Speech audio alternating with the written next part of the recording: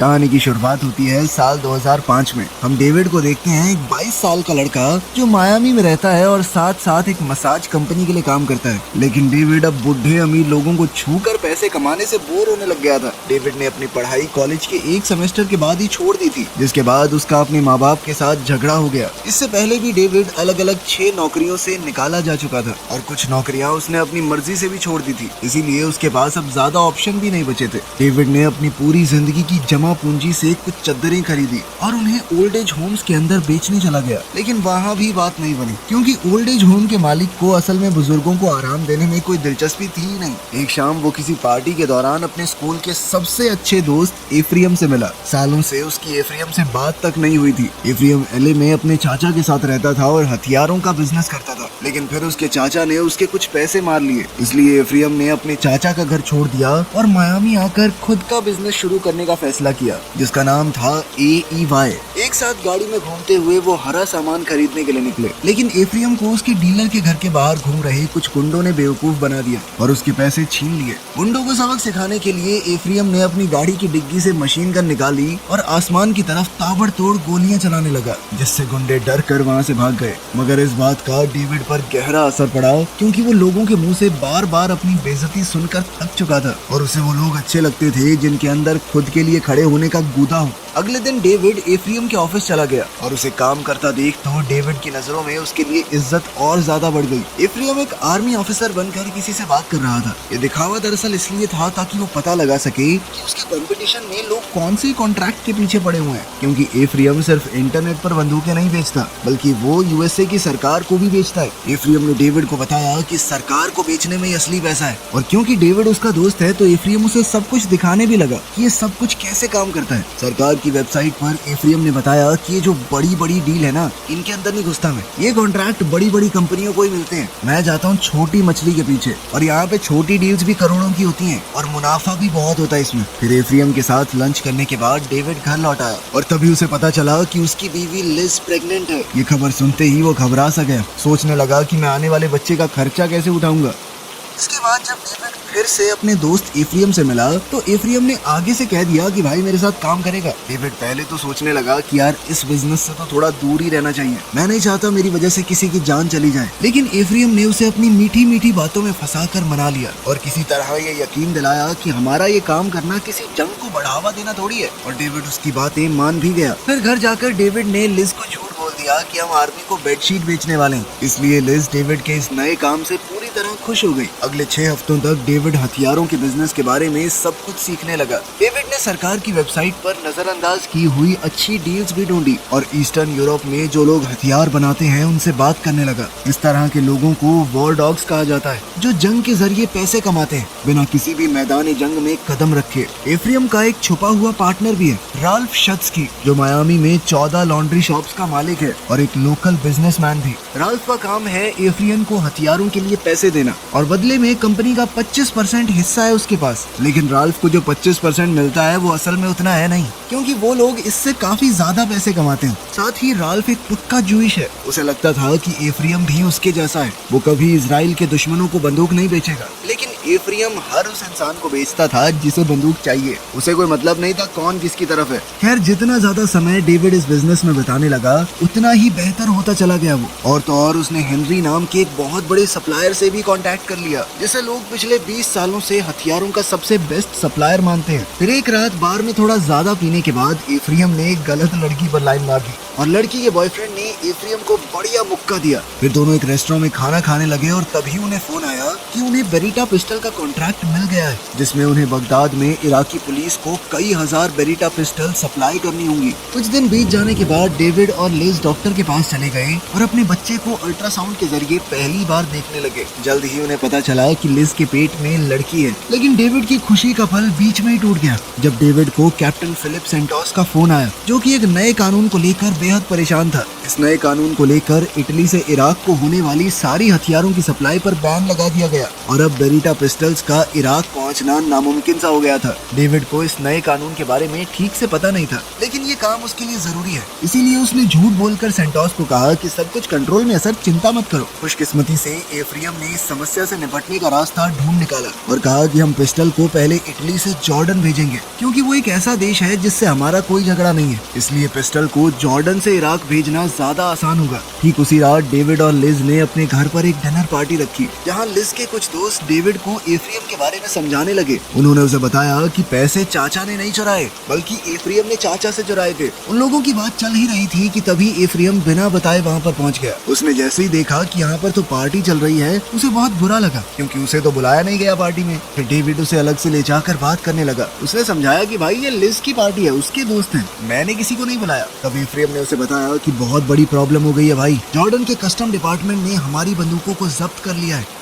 दूसरी ओर captain CentOS को भी ये बात पता चल गई थी और वो उन्हें कॉल करके इस घटना पर जवाब मांगने लगा। साथ ही धमकी भी दी कि अगर डिलीवरी नहीं हुई ना तो मैं तुम लोगों को बैन करवा दूंगा सरकार से, ब्लैकलिस्ट हो जाओगे, कभी दोबारा काम नहीं मिलेगा। अब दोनों के सर पर तलवार लटक रही थी, तो उन्हें जल्द से जल्द कोई सोल्यूशन निकालना पड़ेगा। उनकी इस बातचीत को लिज ने सुन लिया। वो घबरा गई जब उसे आखिरकार पता चला कि उसका पति हथियारों का डीलर है। उसने गुस्से में डेविड से कह दिया कि मुझे तुम्हारे ऊपर भरोसा नहीं है, तुमने झूठ बोला है मुझे। लेकिन बदकिस्मती से डेविड के पास लिज को और कुछ समझाने का टाइम नहीं था, क्योंकि उसे और एफ्रियम को तुरंत जॉर्डन के लिए रवाना होना पड़ेगा। लेकिन वहां पहुंचने पर उन्हें एम्बेसी से कोई मदद नहीं मिली, क्योंकि जिस प्लेन में हथियार थे वो सरकारी रूल्स के हिसाब से तो एक्सपायर हो चुका है। इसीलिए लोकल्स को रिश्वत देकर अपना सामान छुड़वाने के बाद उन्होंने मालबोरो नाम के एक ड्राइवर से सौदा किया। उसे लोग देश का सबसे बेहतरीन स्मगलर मानते हैं। अब मालबोरो को उन्हें इराक तक ले जाना होगा ताकि वो खुद जाकर बंदूकों की डिलीवरी कर सके। लेकिन डेविड इस सफर की सुरक्षा को लेकर परेशान होने लग गया। लेकिन एफ्रियम ने उसे समझाया कि ये काम जल्दी खत्म हो जाएगा और सुबह तक हम वहाँ पहुँच जाएंगे। ऑनेस्टली चिंता करने की कोई बात है ही नहीं। आधी रात को वो लोग इराकी बॉर्डर पर पहुंचे, जहाँ कुछ सिपाहियों ने उन्हें रोक लिया। लेकिन मालबोरो ने उन्हें बड़ी आसानी से रिश्वत के तौर पर सिगरेट पकड़ाई और कहा कि ट्रक में कुछ जरूरी सामान है, मैं छोटा सा डिलीवरी वाला हूँ, प्लीज जाने दीजिए भैया। ट्रक वहाँ से निकलते ही डेविड और एफ्रियम चैन से सो गए और जब सुबह उनकी आंख खुली तो उन्होंने देखा कि ट्रक एक सुनसान गैस स्टेशन के सामने रुका हुआ है। जब मालबोरो ट्रक में डीजल भर रहा था तो एफ्रियम थोड़ा हल्का होने चला गया। तभी डेविड को लिज का फोन आया और वो उसे कहने लगी कि मैं समझ गई हूँ तुम हमारे परिवार को लेकर कितने परेशान हो, तभी तुमने ये जोखिम भरा काम शुरू किया है ना। देखो 4 पैसे कम कमा लेंगे, तुम इतनी चिंता मत किया करो और मुझे कभी आज के बाद दोबारा झूठ मत बोलना। डेविड उसकी बात मान गया और साथ ही उसने एक और नया झूठ बोल दिया कि मैं अभी तो एक होटल में हूँ। तभी अचानक से उसे कॉल काटना पड़ा, क्योंकि उसने देखा कि हथियारबंद बागियों का एक झुंड उनकी तरफ आ रहा है। इसलिए डेविड ने एफ्रियम से कहा कि जल्दी से ट्रक में चढ़ जा भाई। उसने ट्रक को जल्दी से स्टार्ट किया, लेकिन डीजल कम होने की वजह से ट्रक ज्यादा दूर नहीं जा पाएगा। उनके पास मालबोरो के लिए रुकने का वक्त भी नहीं था, इसीलिए उन्होंने कहा कि दौड़ते हुए जल्दी से आ जा। जैसे तैसे मालबोरो भी ट्रक में चढ़ गया और उसने गैस को दोबारा ट्रक में भर दिया। तभी बागियों ने उन पर गोलियां चलाना शुरू कर दिया और एक पल के लिए तीनों को लगा कि आज तो नहीं बच पाएंगे। लेकिन खुशकिस्मती से अमेरिकन आर्मी के अचानक आने की वजह से वो लोग बच गए। फिर आखिरकार वो बिना किसी और दिक्कत के मिलिट्री बेस तक पहुंच ही गए और कैप्टन सेंटोस उन्हें देखकर बहुत खुश हुआ, क्योंकि यहाँ तक पहुंच पाना ऐसा था कि कोई मौत का सफर तय करके आया हो। लेकिन वो लोग यहाँ पर सही सलामत पहुंच गए। फिर सामान के साथ कुछ सेल्फीज लेने के बाद उन्हें पेमेंट मिल गई और फिर कुछ सिपाहियों ने सुरक्षा के साथ उन्हें एयरपोर्ट तक पहुँचा दिया ताकि वो सही सलामत बगदाद से निकल पाए। इस डील ने उन्हें बहुत सारा पैसा तो कमा कर दिया ही, लेकिन साथ साथ उनकी कंपनी का नाम भी मशहूर हो गया। इसीलिए अब उनकी कंपनी और तेजी से आगे बढ़ने लगी। हर महीने उन्हें और ज्यादा पैसे मिलने लगे। उन्होंने 2 एक जैसी दिखने वाली महंगी गाड़ियां खरीदी और फिर एक ही बिल्डिंग में 2 आलीशान घर भी ले लिए। डेविड ने जो चद्दर खरीदी थी ओल्ड एज होम्स में बेचने के लिए, दोनों ने मिलकर उन्हें जला दिया। ये एक तरह से उनका पुरानी जिंदगी को टाटा बाय बाय करने का तरीका था। रैल्फ अपने हिस्से का बढ़ा हुआ पैसा देखकर इतना खुश हुआ कि उसने अपनी इन्वेस्टमेंट की रकम और ज्यादा बढ़ा दी, जिस वजह से उन्हें कंपनी को और बड़ा करने का मौका मिल गया। अब उन्होंने बहुत सारे लोगों को काम पर रख लिया जो नई नई डील्स ढूंढेंगे। इसी बहाने डेविड को अपनी छोटी बच्ची के साथ और ज्यादा वक्त बिताने का मौका मिल जाता। हालांकि दिन ब दिन मिलती तरक्की ने एफ्रियम के शरीर और दिमाग पर बुरा असर डालना शुरू कर दिया। फिर एक रात डेविड को पता चला कि आर्मी ने एक नई डील पोस्ट की है, जो कि बाद में अफगान डील के नाम से मशहूर हो गई। एक बहुत ही बड़ा ऑर्डर जिसमें पागल कर देने वाले आंकड़े शामिल थे, जैसे 10 करोड़ AK-47 की गोलियां, 20 लाख बंदूकें वगैरह वगैरह। ये डील उनके लिए एक जबरदस्त मौका हो सकता था, इसीलिए उन्होंने नेवाडा जाने का फैसला किया। वहाँ पर एक तरह से हथियारों का एक्सपो लगता है, लोग अपने नए नए तरीकों से बनाए हुए हथियारों को दिखाने आते हैं वहाँ पर। लेकिन बदकिस्मती से उनका ये प्लान फेल हो गया। उन्होंने हिसाब लगाया कि चाहे वो जितनी मर्जी बड़ी डील क्यों ना कर ले, फिर भी वो इतनी क्वांटिटी को संभाल नहीं पाएंगे, क्योंकि उनकी कंपनी छोटी है। वो दुनिया भर के इतने सारे अलग अलग हथियार बनाने वालों से कैसे कॉन्ट्रैक्ट कर पाएंगे। बाद में जब डेविड एक कसिनो में पत्ते खेलकर अपनी हार का दुख भुलाने की कोशिश कर रहा था, तभी उसके पास हेनरी जेरार्ड आ गया, जिसे लोग हथियारों के कारोबार का बादशाह समझते हैं। तभी डेविड एफ्रियम को लेने चला गया और दोनों हेनरी से एक रेस्टोरेंट में डिनर पर मिले ताकि इस बेहतरीन डील को लेकर बातचीत कर सके। हेनरी ने कहा कि मैं इस ऑर्डर को पूरा कर सकता हूँ, क्योंकि उसके अल्बेनिया में कुछ खास लिंक है। एक ऐसा देश जो सालों तक पश्चिमी देशों पर हमला करने की तैयारी करता रहा, लेकिन कभी कर ही नहीं पाया। इसीलिए अब उनके पास लाखों ऐसे हथियार हैं जिनका कभी इस्तेमाल ही नहीं हुआ। इसीलिए अब वो उन हथियारों को बेचकर उनसे छुटकारा पाना चाहते हैं। हेनरी ने कहा कि मैं उन हथियारों को सस्ते में दिलवा सकता हूँ, क्योंकि वैसे भी अगर ये नहीं बिके तो कबाड़ में जाएंगे। इस डील का पूरा होना किसी सपने के पूरे होने जैसा होगा। इसलिए एफ्रियम ने सोचा कि हेनरी खुद इस डील के लिए आगे क्यों नहीं आ रहा। तभी हेनरी ने बताया कि मेरे ऊपर यूएस गवर्नमेंट ने बहुत सारी सैंक्शन लगा रखी है। सरकार को लगता है कि मैं आतंकवादियों से मिला हुआ हूँ। इस बात ने डेविड को थोड़ा डरा दिया, क्योंकि वो ऐसे इंसान के साथ काम नहीं करना चाहता। लेकिन एफ्रियम, जिसे बस पैसे दिख रहे थे, वो डेविड को समझाने लगा कि भाई गलत शक भी हो जाता है लोगों के ऊपर, जरूरी थोड़ी है भाई आतंकवादियों से मिला हुआ है। उसकी बातों में आकर आखिरकार डेविड ने भी डील के लिए हाँ कर दी। फिर कुछ दिन बाद दोनों अल्बेनिया के लिए उड़ गए ताकि वो हथियारों को अच्छे से जांच पाए। वहाँ पर उन्हें बशकिन नाम का एक आदमी ड्राइवर के तौर पर दिया गया। जब वो गोडाउन तक पहुँचे तो उन्होंने गोलियों की काबिलियत को जांचना शुरू किया। इतनी पुरानी होने के बावजूद भी गोलियां अच्छे से अपना असर दिखा रही थी। इसीलिए वो दोनों मायामी उड़कर आ गए और उन्होंने गोलियां खरीदने के लिए वेबसाइट पर बोली लगा दी। जवाब आते आते 5 महीने लग गए, लेकिन खुशकिस्मती से उन्हें डील मिल गई। लेकिन इतने बड़े काम को शुरू करने से पहले कंपनी को सरकार अच्छे से जांचती परखती है। इसीलिए डेविड और एफ्रियम ने कंपनी का आज तक का पेपर वर्क और हिसाब किताब, जो उन्होंने कभी किया ही नहीं था, सब कुछ झूठे तरीके से तैयार करवाना शुरू किया। 2 हफ्तों बाद वो रॉक आइलैंड चले गए ताकि यूएस मिलिट्री के उन ऑफिसर्स से मिल पाए जिनकी निगरानी में आर्मी के सारे सामान की खरीद होती है। लेकिन दोनों इतने घबराए हुए थे कि बिल्डिंग में घुसने से पहले ही हरी घास फूंक कर गए ताकि खुद को शांत रख पाए। लेकिन मीटिंग बढ़िया हो गई। उनके तैयार किए हुए नकली कागजों को भी हरी झंडी मिल गई। लेकिन एफ्रियम फिर भी गुस्से से भर गया, क्योंकि उसे पता चला था कि उन्हें इस डील के लिए इसलिए चुना गया क्योंकि उन्होंने बाकियों के मुकाबले बहुत कम दाम लगाया है। मतलब कि वो लोग $5 करोड़ और मांग सकते थे। जब डेविड ने घर लौटकर लिज को बताया कि मैं 1 महीने के लिए अल्बेनिया जा रहा हूँ, तो लिज ने उसकी उम्मीद से बेहतर जवाब दिया, क्योंकि वो खुद भी उनकी बेटी के साथ अपनी माँ के घर जाने वाली थी। डेविड ने कहा कि मम्मी के पास क्यों जा रही हो? इस पर लिज ने डेविड को उसकी इराक वाली तस्वीरें दिखाई। लिज बहुत ज्यादा गुस्से में थी, क्योंकि डेविड ने उसे झूठ बोला था। उसे शांत करने की कोशिश में डेविड कसम खाने लगा कि ये आखिरी बार है, इसके बाद कभी झूठ नहीं बोलूंगा। लेकिन इस पर लिज ने उसे बताया कि मुझे एक और चीज के बारे में पता लग चुका है। मुझे कुछ पैसे के बंडल मिले थे जो तुमने सिंक के नीचे छुपा कर रखे थे बिना मुझे बताए। अब पानी लिज के सर से ऊपर जा चुका था। डेविड ने झूठ बोलने की सारी हदें पार कर दी थी उसके हिसाब से। इसीलिए अब लिज उनकी बेटी को लेकर वहाँ से चली गई। अल्बेनिया जाने से पहले एफ्रियम ने डेविड को कंपनी के लिए इतना कुछ कुर्बान करने के लिए शुक्रिया कहा और उसके बदले में उसे एक सोने का ग्रेनेड बॉम्ब दिया। तभी डेविड ने उसे पार्टनरशिप एग्रीमेंट दिखाया, जिसे डेविड ने खुद लिखा था, ताकि दोनों उस पर साइन कर सके और सब कुछ दोनों के हाथों में रहे। साइन होने के बाद डेविड ने एग्रीमेंट को टेबल के अंदर रख दिया।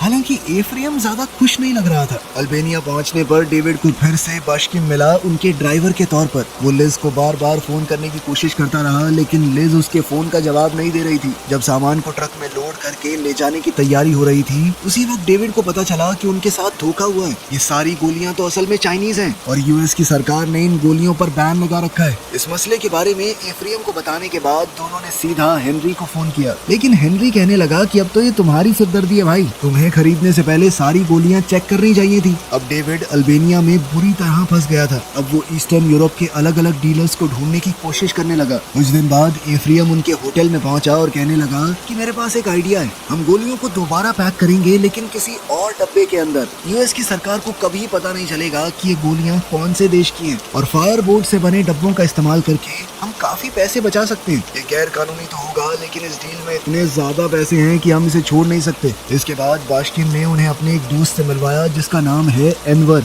जो कि एक पैकेजिंग कंपनी का मालिक भी है। उन्होंने एनवर को चाइनीज प्रॉब्लम के बारे में नहीं बताया, सिर्फ ये कहा कि वो अपने सामान का वेट कम करना चाहते हैं। एनवर ने इस काम के लिए $1,00,000 मांग लिए, जो उनके लिए डील बचाने और एक्स्ट्रा पैसे कमाने के सामने एक बहुत छोटी रकम थी। फिर 8 दिसंबर 2007 को उन्होंने अफगानिस्तान में आर्मी को पहले 50 लाख गोलियां बिना किसी दिक्कत के पहुंचा दी। कुछ दिनों बाद क्रिसमस के दिन लिज ने डेविड को वीडियो कॉल पर अपनी बच्ची को देखने दिया, लेकिन ये उसके साथ होने वाली आखिरी अच्छी चीज बन गई क्योंकि अब उनकी जिंदगी में जबरदस्त ट्विस्ट आने वाला था। उसी रात एफ्रियम ने यूएस ऑफिशियल्स को कॉल करके बताया कि हेनरी ने गोलियों को 4 गुना ज्यादा दाम पर आगे बेचा है और अब मैं उसे इस डील से बाहर करना चाहता हूँ क्योंकि उसका इरादा हमें चूना लगाने का था। डेविड तुरंत उसे रोकने की कोशिश करने लगा क्योंकि हेनरी ऐसा आदमी नहीं है जिससे पंगा लिया जाए। डेविड ने सोचा कि वैसे भी हम बहुत ज्यादा पैसे कमा रहे हैं, इसलिए एफ्रियम पूरे ऑपरेशन को खतरे में डाल रहा है। डेविड ने कहा कि मैं अल्बानिया में पूरे परिवार से दूर रहकर मेहनत कर रहा हूँ यहाँ पे, जबकि तू यूएसए में आराम काट रहा है। कभी कभी तो मुझे लगता है कि हम पार्टनर्स हैं ही नहीं, तुम बॉस हो और मैं तुम्हारा नौकर। ये सुनकर एफ्रियम कहने लगा कि भाई मैं तेरी बात समझ गया, मैं प्रॉमिस करता हूँ कुछ नहीं करूंगा। तभी उसने डेविड की टेबल से वो साइन किया हुआ एग्रीमेंट चुरा लिया। साथ ही उसने डेविड से किया हुआ वादा भी नहीं निभाया क्योंकि कुछ दिन बाद नए साल 2008 की शुरुआत होते ही डेविड को उसके कमरे से किडनैप करके एक सुनसान जगह पर ले जाया गया जहाँ 2 गुंडे उसे बेरहमी से पीटने लगे।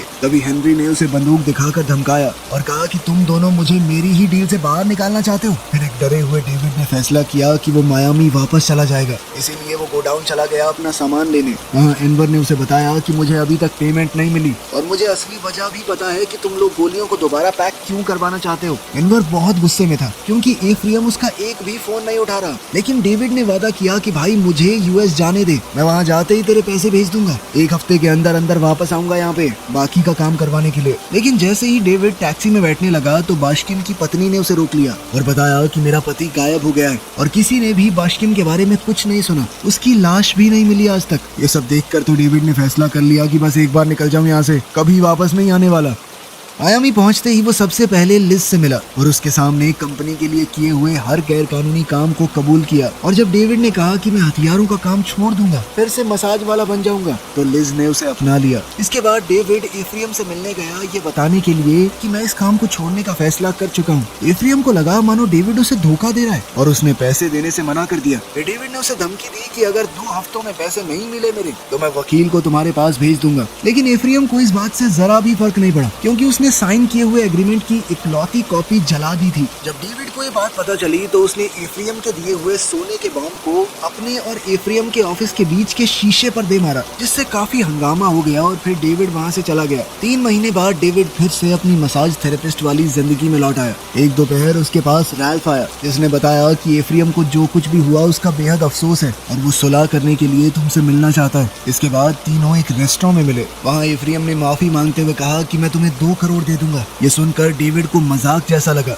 उसे अपनी बेइज्जती लगी, उसे बहुत गुस्सा आया और अब वो राल्फ को उन सभी गैर कानूनी कामों के बारे में बताने लगा जो उन्होंने उसके दिए हुए पैसों से किए थे और किस तरह वो उसे जितना कमाते थे उससे बहुत कम पैसे दिया करते थे। डेविड ने कहा कि मेरे लैपटॉप में सारे सबूत हैं, इसीलिए अगर मैं चाहूँ तो आसानी से एफ्रियम को सड़क पर ला सकता हूँ। लेकिन एफ्रियम को अभी भी ज्यादा फर्क नहीं पड़ा क्योंकि अगर उसका नाम सामने आया तो डेविड का भी तो आएगा क्योंकि कंपनी के सारे कागजों पर उसका भी नाम है। और फिर ये मीटिंग बिना किसी समझौते के खत्म हो गई। थोड़ी देर बाद डेविड को न्यूयॉर्क टाइम्स से फोन आया, वो उसके साथ एक इंटरव्यू करना चाहते थे चाइनीज गोलियां जो दोबारा पैक की गई थी उनके बारे में। लेकिन डेविड ने कहा कि मुझे इस बारे में कुछ नहीं पता और फोन काट दिया। लेकिन अब डेविड परेशान होने लग गया क्योंकि इसका मतलब था कि जानकारी बाहर आ चुकी है और अब तो वो भी मुसीबत में पड़ जाएगा। लिज से ये वादा करने के बाद कि वो लॉयर को फोन करेगा, डेविड को लिफ्ट में एफ्रियम मिल गया क्योंकि उसे भी तो फोन आया था। एफ्रियम अब दोबारा से स्कूल का वही पुराना दोस्त बन गया। वो डेविड डेविड को इमोशनल करने की कोशिश करने लगा, लेकिन डेविड ने उस पर भरोसा नहीं किया और उसे एक जोरदार मुक्का मारा, क्योंकि डेविड समझ गया था कि वो कभी सच्चे दोस्त थे ही नहीं। वो हमेशा से एफ्रियम के लिए सिर्फ एक जरिया था पैसे कमाने का। फिर लिफ्ट जैसे ही नीचे पहुंची, उसी समय दोनों को FBI के ऑफिसर्स ने घेर लिया। तुरंत ही दोनों को गिरफ्तार कर लिया गया। इतने सारे गैर कानूनी काम और सरकार से बोले गए झूठ के बावजूद भी जिस गलती ने उन्हें फंसाया था, वो गलती एनवर को पैसे ना देना थी। पैसे न मिलने की वजह से एनवर ने अमेरिका के डिफेंस क्वार्टर को फोन करके उनकी शिकायत कर दी थी। उसी वक्त FBI ने पूरी तरह इन्वेस्टिगेशन शुरू कर दी और उसी दौरान रैल्फ को भी कई दुकानों में से एक में पकड़ लिया गया। वो इतना डर गया कि बिना किसी झिझक के उसने FBI से समझौता कर लिया। रेस्टोरेंट वाली मीटिंग उसका ही प्लान था और उसने पूरी बातचीत रिकॉर्ड करने के लिए माइक्रोफोन पहना हुआ था। उस रिकॉर्डिंग में उनके सभी जुर्म कबूल हो गए। एफ्रियम के ऊपर 70 से ज्यादा गैर कानूनी जुर्म करने का केस चलाया गया। रिकॉर्डिंग के अंदर पता लग रहा था कि एफ्रियम ही असली मास्टरमाइंड है, इसीलिए उसे 4 साल की सजा सुनाई गई। जबकि डेविड ने अपने सारे जुर्म कबूल कर लिए थे, इसीलिए उसे 7 महीने हाउस अरेस्ट पर रखा गया। उन्हें बताया गया कि उनकी कंपनी 2022 तक कोई कॉन्ट्रैक्ट नहीं ले सकती। 7 महीने खुद को बंद रखने के बाद डेविड ने फिर से मसाज थेरेपिस्ट वाला काम शुरू कर दिया और वो हैरान हो गया जब उसका अगला क्लाइंट हेनरी निकला। वो थोड़ा डर रहा था, पर हेनरी ने उसे यकीन दिलाया कि मैं तुझे कुछ नहीं करूंगा, क्योंकि अगर मैं तुझे सच में मारना चाहता तो पहले ही मार देता। हेनरी ने अल्बानिया में जो कुछ भी हुआ उसके लिए माफी मांगी, ये कहते हुए कि उसे गलत जानकारी मिली थी, और इस बात के लिए उसने शुक्रिया अदा किया कि डेविड ने FBI की पूछताछ के दौरान उसका नाम नहीं दिया। डेविड के पास हेनरी के लिए भी कुछ सवाल थे। उसने पूछा कि क्या कसिनो टेबल पर हमारा मिलना सिर्फ एक इत्तेफाक था और बाशकिन के साथ क्या हुआ, लेकिन जवाब देने की बजाय हेनरी ने उसे पैसों से भरा हुआ एक सूटकेस लेने को कहा, लेकिन सिर्फ एक शर्त पर कि तुम दोबारा कोई सवाल नहीं पूछोगे। वीडियो पसंद आई